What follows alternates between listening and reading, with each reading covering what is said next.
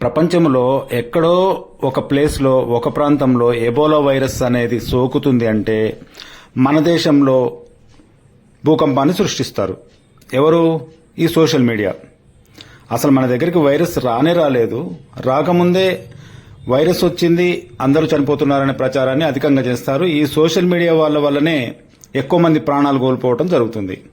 గతంలో చూశారు కదా, 2019, 2021 కరోనా వైరస్ వచ్చినప్పుడు 100 మంది చనిపోయారంటే కరోనా బారిన పడి అందులో 90 మంది భయంతో చనిపోయిన వాళ్ళే ఉన్నారు. ఓన్లీ 10% మంది మాత్రమే రియల్గా కరోనా సోకి వాళ్ళ ఇమ్యూనిటీ పవర్ తక్కువ కావడం వల్ల వాళ్ళు మరణించారు. మిగిలిన 90% మంది సోషల్ మీడియా ప్రచారం చేసేటటువంటి దుందుడుకు ప్రచారాల వల్లనే మరణాల శాతం ఎక్కువ ఉంది అని చెప్పి ఎవరైనా అధ్యయనం చేస్తే తెలుస్తుంది. నిజానికి మన దగ్గర మన భారతదేశంలోనికి ఎబోలా వైరస్ ఎంటర్ అయినాక కూడా కేసులు అధికంగా పెరగవనే అనుకోవచ్చు. ఎందుకంటే ఎబోలా వైరస్ అనేది ఎక్కువ జంతువులకు సోకుతుంది. జంతువులకు సోకినప్పుడు అక్కడ సౌత్ ఆఫ్రికా ఆ ప్రాంతాలలో ఎక్కువ మంది ప్రజలు ఏం చేస్తారంటే పచ్చి మాంసాన్ని ఎక్కువగా తింటారు. వాళ్ళు పచ్చి మాంసాన్ని ఎక్కువగా వాళ్ళు తీసుకోవడం వల్ల ఆ జంతువులలో ఉన్నటువంటి ఎబోలా వైరస్ అనేది వీళ్లకు ఎమర్జెన్సీగా సోకుతుంది. మరి మన భారతదేశం యొక్క ఆచార వ్యవహారాలు అవి కాదు కదా. పచ్చి మాంసాన్ని మనం తినము, ఎక్కువగా జంతువులతోటి 24 అవర్స్ జంతువులతోటి మనము ఉండము, జంతువులతో సాంగత్యం మనం చెయ్యము. కాబట్టి మన దగ్గర ఎబోలా వైరస్ యొక్క ప్రభావం చాలా తక్కువగా ఉండొచ్చు. అసలు ఇక్కడ ఎబోలా వైరస్ అంటే ఏమిటి అనేది ఇక్కడ చూద్దాము. ఈ ఎబోలా వైరస్ ని 1976లో ఆఫ్రికా ఖండంలోని కాంగో దేశంలో ఒక ఎబోలా నది అనేది ఉంటుంది. ఆ నది ఒడ్డున ఉన్నటువంటి చిన్న గ్రామంలో ఈ వైరస్ ను 1976లో కనుక్కున్నారు. ఇది 1976లో కనుక్కోవడం కానీ ప్రతి వైరస్ భూమి మీద ఇప్పుడు పుట్టే ప్రతి వైరస్, ఇప్పుడు పుట్టని ప్రతి వైరస్ కూడా కొన్ని వేల సంవత్సరాల నుంచి ఉన్న వైరస్లే ఇవి. ఎందుకు స్ప్రెడ్ కావట్లేదు అంటే ఆయా దేశాల ఆచార వ్యవహారాలను బట్టి అవి స్ప్రెడ్ అవుతాయి, అవి ప్రాణం పోసుకుంటాయి. మన భారతదేశంలో ఉన్నటువంటి ఆచార వ్యవహారాలు ఆ వైరస్లు సోకటానికి భిన్నంగా ఉంటాయంటే మన ఆచారాలు, మన వ్యవహారాలు, మనము వాడుతున్నటువంటి పసుపు, వేప చెట్టు, వేప పుల్లలు ఇవన్నీ మనకు మొత్తం యాంటీబాడీస్ అన్నమాట. ఇతర దేశాలలో ఇవి వాడరు, అంటే పరిశుభ్రతను ఎక్కువ ఉపయోగించరు. కాబట్టి వాళ్ళకు త్వరగా సోకి వాళ్ళ దేశాలలో మరణాలు భారీగా పెరుగుతాయి. కానీ అదే సాకుగా తీసుకొని మన దేశంలో మీడియా వాళ్ళు ఏం చేస్తారంటే అగో వచ్చింది వైరస్ అంటే ఇదిగో పులి అంటే అదిగో తోక అన్నట్టు దాన్ని భూతద్దంలో ప్రజలకు చూపించేసరికి కొంచెం ప్రాణం అంటే భయం ఉన్నటువంటి వాళ్ళు రియల్ గా సోకిందోమన్న భయంతో ఎక్కువ చనిపోయే కేసులు భారీగా మన దేశంలో ఉంటాయి. ఈ వైరస్ సోకిన వాళ్లకు మొట్టమొదటగా జ్వరం వస్తుంది. తర్వాత ఆ జ్వరంతో పాటు బలహీనులుగా తయారవుతారు. తర్వాత కండరాల నొప్పులు పెరుగుతాయి, గొంతు నొప్పి వస్తుంది. ఇదంతా కాలక్రమేణా వస్తుంది. ఆ తర్వాత వాంతులు, విరోచనాలు, ఆ తర్వాత కడుపు నొప్పి, నీరసం, డిప్రెషన్కు లోనవుతారు. ఆ తర్వాత లోపల అవయవాల నుంచి రక్తస్రావం జరుగుతుంది. తద్వారా వాళ్ళు మరణించడం అనేది జరుగుతుంది. ఏది ఎబోలా వైరస్ సోకినప్పుడు మాత్రమే. మామూలు జ్వరం వచ్చినప్పుడు దాన్ని ఎబోలా అని భయపడటానికి వీలు లేదు. ఎందుకంటే ఎబోలా వైరస్ ను చెక్ చేయడానికి, స్క్రీనింగ్ చేయడానికి సరైన పరికరాలు లేవు. పొరపాటున ఎవరైనా ఎబోలా వచ్చింది అన్నా గానీ ఇక్కడ ధైర్యంగా ఉండటమే మేలు.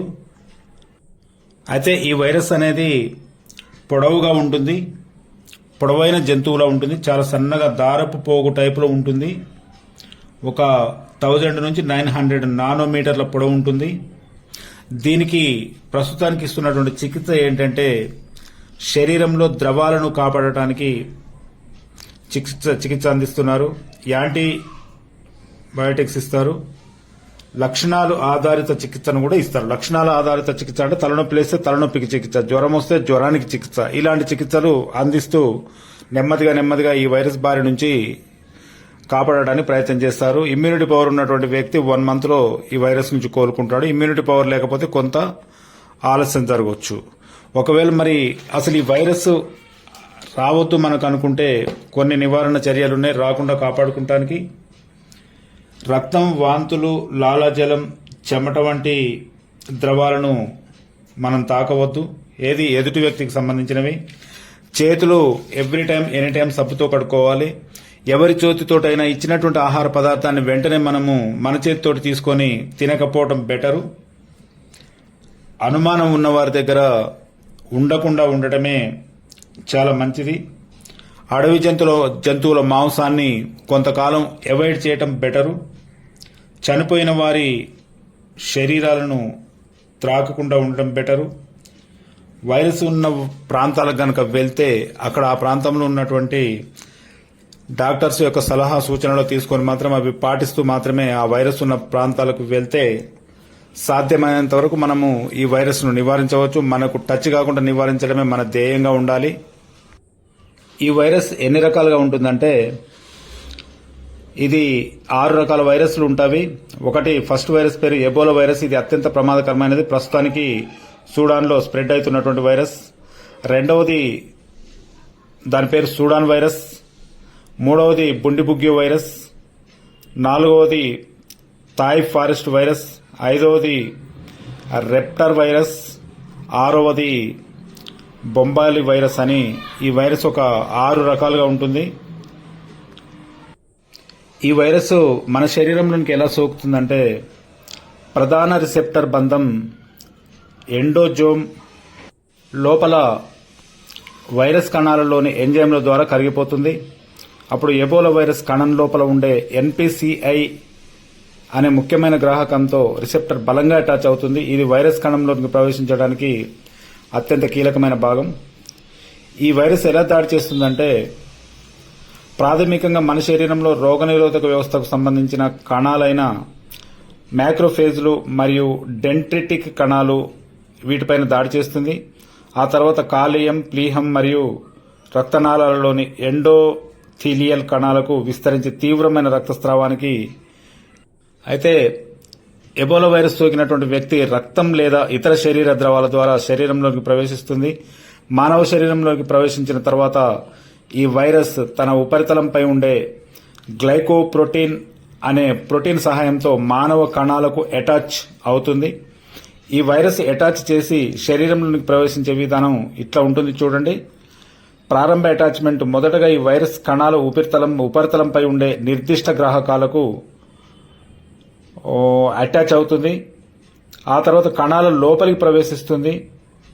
వైరస్ను లోపలికి లాక్కొని ఎండోజోమ్స్ అనే చిన్న తిత్తులలోకి పంపుతుంది. ఇది ప్రధాన రిసెప్టర్ బంధం ఎండోజోమ్ లోపల వైరస్ కణాలలోని ఎంజైమ్ల ద్వారా కరిగిపోయి అక్కడ ప్రత్యేకమైనటువంటి వైరస్గా ఏర్పడి అక్కడ తన సంతానోత్పత్తిని పెంచుకొని శరీర అవయవాలలో మొత్తానికి పాకుతుంది. ఎప్పుడైతే మన కాలేయం పైన దాడి చేస్తున్నదో సాధారణంగా ఆకలి మందగించడం జరుగుతుంది, జ్వరం రావడం జరుగుతుంది.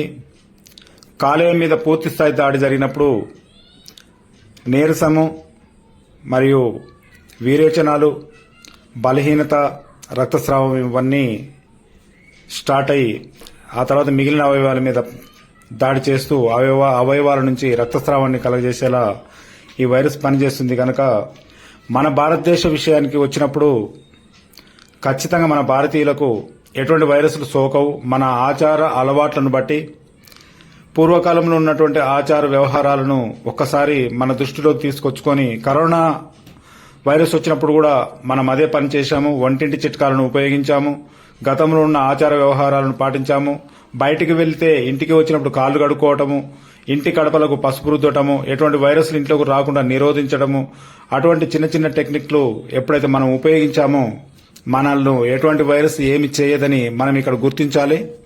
అంతేగాని పాశ్చాత్య పోకడలకు పోయి ఏది వద్దు, వంటింటి చిట్కాలు వద్దు, మన ఆయుర్వేదం వద్దు, ఏది వద్దు అని చెప్పి నిర్లక్ష్యం చేస్తే ఖచ్చితంగా ఆ వైరస్ బారిన పడి మరణించక తప్పదు. కాబట్టి పూర్వకాలపు చిట్కాలు ఏమైతే ఉన్నాయో, పూర్వకాలపు ఆచార వ్యవహారాలు ఏవైతే ఉన్నాయో వాటిని పాటిస్తూ జాగ్రత్తలు తీసుకుంటే ఖచ్చితంగా ఎబోలా వైరస్ నుంచి 100% తప్పించుకోవచ్చని ఇక్కడ తెలియజేయడం జరుగుతుంది. ఇంకొకటి, సోషల్ మీడియాలో వచ్చేటటువంటి రూమర్స్, వైరస్ ఎక్కువ అవుతుంది, వైరస్ సోకుతుంది అన్నటువంటి రూమర్స్ ను నమ్మి పూర్తి స్థాయిలో వాటి మీద డిపెండ్ కాకుండా ఎవరి పనులు వాళ్ళు చేసుకోవటము ఇక్కడ ఆరోగ్యానికి సపోర్టెడ్ గా ఉంటుందని, మానసికంగా సైకలాజికల్ గా సపోర్టెడ్ గా ఉంటుందని ఇక్కడ తెలియజేయడం జరుగుతుంది. ప్రతి ఒక్కరికి నా వీడియోని ఇంతసేపు వీక్షించినందుకు ప్రత్యేకమైన ధన్యవాదాలు తెలియజేసుకుంటున్నాను. ఈ వీడియో నచ్చితే లైక్ చేయండి, సబ్స్క్రైబ్ చేయండి, బెల్ ఐకాన్ ఆన్లో ఉంచుకోండి. Thank you.